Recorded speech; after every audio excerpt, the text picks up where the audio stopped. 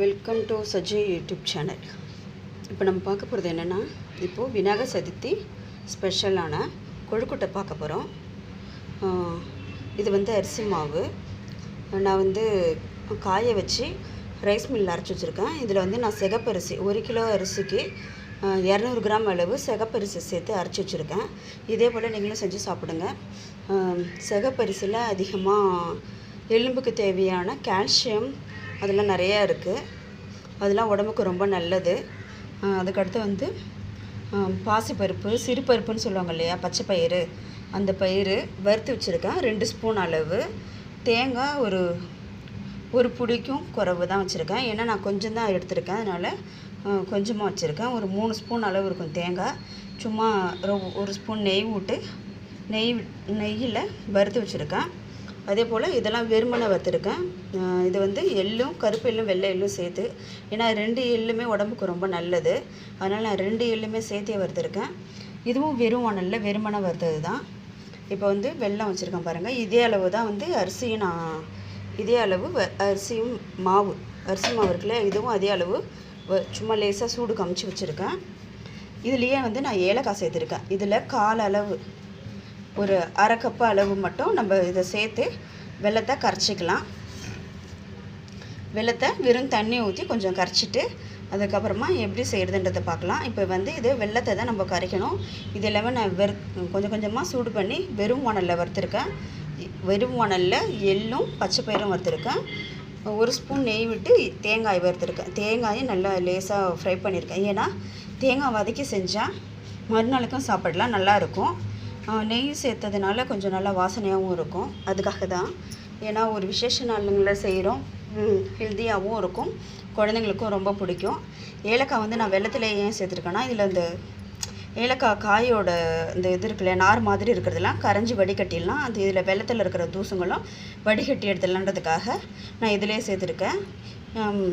ஒரு சிட்டிகை அளவு, அதாவது இப்போ ஏலக்காய் 1 ஸ்பூன் சேர்க்குறேன் இல்லையா, அதுபோல் அதில் ஒரு 1/4 ஸ்பூன் அளவு உப்பு இதிலே சேர்த்து நான் கரைச்சி வெல்லத்தை கரைச்சி அதிலே சேர்த்து வடிகட்டிடுறேன். இப்போ வானலில் சூடு பண்ணலாம். இதை தண்ணி வைக்க இதில் இப்போ நான் உப்பு சேர்த்துருக்கேன். அது வெல்லத்தில் கொட்டிட்டு இப்போ அதில் தண்ணி சேர்க்குறேன். அதே இந்த காமிச்சோம் இல்லையா, அதில் அந்த அளவுக்கு இந்த தண்ணியை சேர்த்து இப்போ நல்லா இதை கரைச்சி வடிகட்டிக்கலாம் வேறு பாத்திரத்தில்.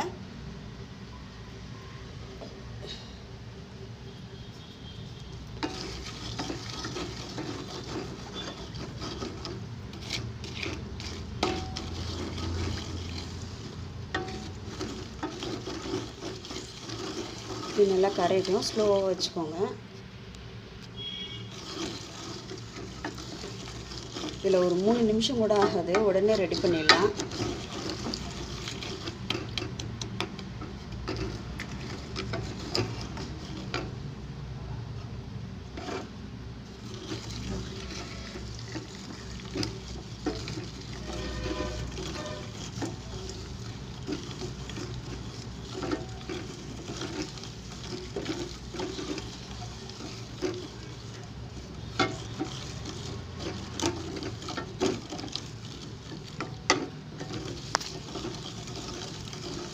நல்லா கரைஞ்சிருச்சு. இன்னும் கொஞ்சம் நல்லா இப்போ இது நல்லா கரைஞ்சிருச்சு. நான் கொதிக்கலாம் வைக்கல, வெறும் கரைச்சி மட்டும் தான் வச்சுருக்கேன். அந்த பாருங்கள், வெறும் தண்ணியாக தான் இருக்குது. இப்போ இதை வேறு பாத்திரத்தில் வடிகட்டி, இப்போ நான் வடிகட்டி இது வேறு பாத்திரத்தில் வச்சுருக்கேன். நீங்கள் இந்த மாவுலாம் கொட்டி கிண்டுற அளவுக்கு கொஞ்சம் வாட்டமாக இருக்கிற மாதிரி பாத்திரத்தில் கொட்டிக்கோங்க. இப்போ இது கொஞ்சம் சூடேறட்டும். ஏன்னா இப்போ நம்ம கரைச்சி மட்டும் தான் வச்சுருக்கோம். கொஞ்சம் ஃப்ளேம் அதிகமாக வச்சு கொஞ்சம் கொதிக்கிற அளவுக்கு வச்சுக்கோங்க. கொதிக்கட்டும். அது வரைக்கும் ஒரு 2 நிமிஷம் வெயிட் பண்ணுவோம். ஏன்னா ஏற்கனவே சூடானது தான், உடனே கொதி வந்துடும். இதை கொதி வந்ததும் நம்ம மாவு கொட்டி கிளறி உடனே பிடிச்சி வச்சிடலாம்.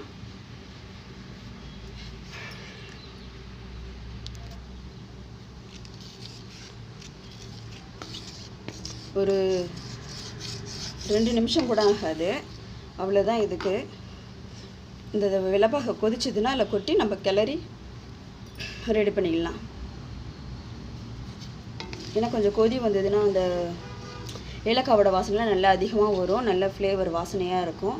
இந்த மாதிரி வடிகட்டிகிட்டே சேர்த்துக்கோங்க. ஏலக்காவை கூட எல்லாத்தையும் சேர்த்து வெல்லத்து கூடயே சேர்த்து ஏன்னா இப்போ அந்த நாராக இருக்காது வெல்லம் ஏலக்காய் அந்த மாதிரி நாராக இருந்ததுன்னா கொஞ்சம் குழந்தைங்கள்லாம் துப்பி விடுவாங்க இல்லையா, அந்த மாதிரிலாம் செய்ய மாட்டாங்க. அது நல்லா வாசனையாக இருக்குது வெல்லம். இப்போ வந்து இது ஒன்று ஒன்றா கலந்துக்கலாம். ஃபஸ்ட்டு வந்து இது இருக்கு இல்லையா, அந்த தட்டில் வறுத்து வச்சது இது எல்லாத்தையும் சேர்த்து கொஞ்சம் நல்லா கலந்துக்கலாம். அதுக்கப்புறமா மாவு கொட்டி கலந்துக்கலாம். இதே அளவுக்கு கரெக்டாக எடுத்துக்கோங்க. நீங்கள் எந்த பாத்திரத்தில் அளவு எடுக்கிறீங்களோ அதே பாத்திரத்தில் தான் முக்கால் அளவு எடுக்கணும். அதே அளவு வெல்லம் எடுக்கணும். அதில் அரை அளவு வந்து சர்க்கரை எடுத்துக்கோங்க. தண்ணி எடுத்துக்கோங்க, பச்சை தண்ணி. வேறு எதுவுமே தேவையில்லை.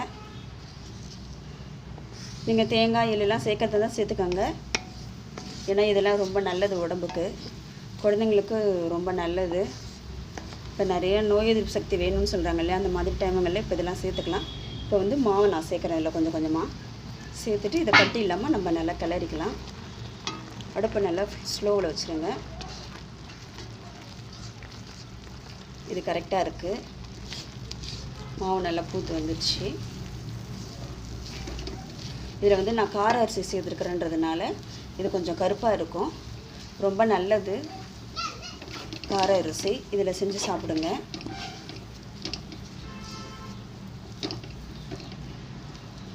இந்த மாதிரி நீங்கள் அரைச்சி வச்சுக்கினா கூட இடியாப்பம் எல்லாமே இதிலே செஞ்சுக்கலாம்.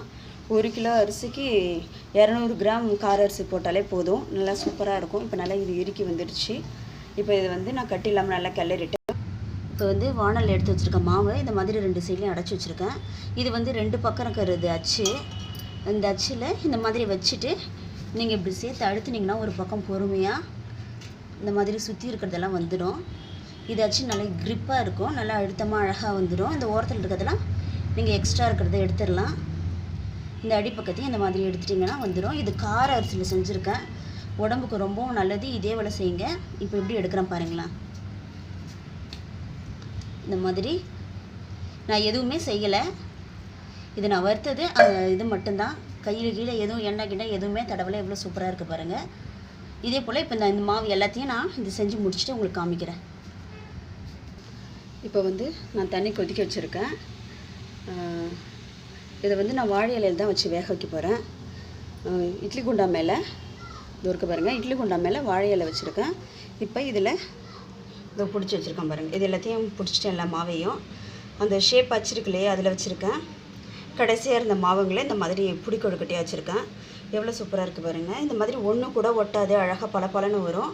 இதே போல் நீங்களும் செஞ்சுக்கோங்க. அந்த அச்சு வந்து இப்போ மாவுங்க ஃப்ரீயாக கொடுக்குறாங்க. அது மட்டும் இல்லாத இந்த கடைங்கள்லாம் இருக்குது இல்லையா, இந்த 10 ரூபா கடைங்க, அந்த மாதிரி பெரிய பெரிய சின்ன சின்ன ஷாப்பிங் போட்டிருக்காங்க இல்லையா, அந்த மாதிரி கடைகளில் இருக்கும். இப்போ ஷாப்பிங் மாலில் அதில் கூட இருக்கும். இப்போ இதை எடுத்து நான் இட்லி குண்டானில் வைக்கிறேன். இதே போல் இப்போ ஒன்று ஒன்றா இதில் எடுத்து வைக்கிறேன் நான். இதே போல் மாவு அளவில் கரெக்டாக இதே போல் செய்யுங்க. கரெக்டாக வரும். மாவு தண்ணியெல்லாம் ஆகாது.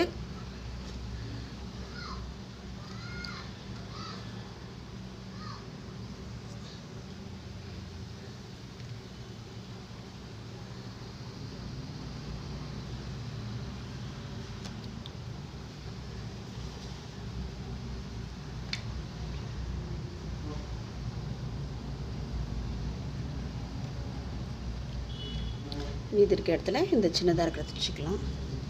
இது கார அரிசியில் செய்கிறது ரொம்பவும் நல்லது. நம்ம தினசரி யூஸ் பண்ணுற அரிசிங்கள்லேயே ஒரு 100 கிராம் அளவு இருந்தால் போதும். இதே போல் சூப்பராக செய்யலாம். இப்போ நான் இதை மூடி வேக வைக்கிறேன். இப்போ வந்து நல்லா வெந்துடுச்சு. இது கையில் ஒட்டலை. அதே மாதிரி எப்படி இருக்குது பாருங்கள். இந்த மாதிரி இருக்கும். இது வேறு எதுவுமே செய்யலை நான். எவ்வளோ சூப்பராக இருக்குது பாருங்கள். அப்படியே வெல்வெட் மாதிரி பலன்னு இருக்குது பாருங்கள். இந்த மாதிரி தான் இருக்கும். நீங்கள் வேறு எதுவுமே சேர்க்க தேவையில்லை. இதே போல் வெறுமனாக வறுத்து இந்த மாதிரி அளவுங்களில் சேர்த்துக்கோங்க. இப்போ இதை எடுத்து நான் தட்டில் வைக்கிறேன். இதே போல் வீட்டிலையே செஞ்சு விநாயகர் சதுர்த்தி ஹெல்த்தியாகவும் சூப்பராகவும் செஞ்சு சாப்பிடுங்க. அடுத்தடுத்த வீடியோக்களை பார்க்குறதுக்கு சப்ஸ்கிரைப் பண்ணுங்கள், லைக் பண்ணுங்கள், ஃப்ரெண்ட்ஸுக்கும் ஃபேமிலிக்கும் ஷேர் பண்ணுங்கள். Thank you friends. இது கார அரிசி நம்ம வீட்டில் செய்கிற அதே பச்சை அரிசியில் தான் சேர்த்து செஞ்சுருக்கேன். கொஞ்சம் அரிசி சேர்த்தாலே ரொம்ப நல்லது. இதே போல் செஞ்சு சாப்பிடுங்க. ஹெல்த்தியாக இருங்க. Thank you friends.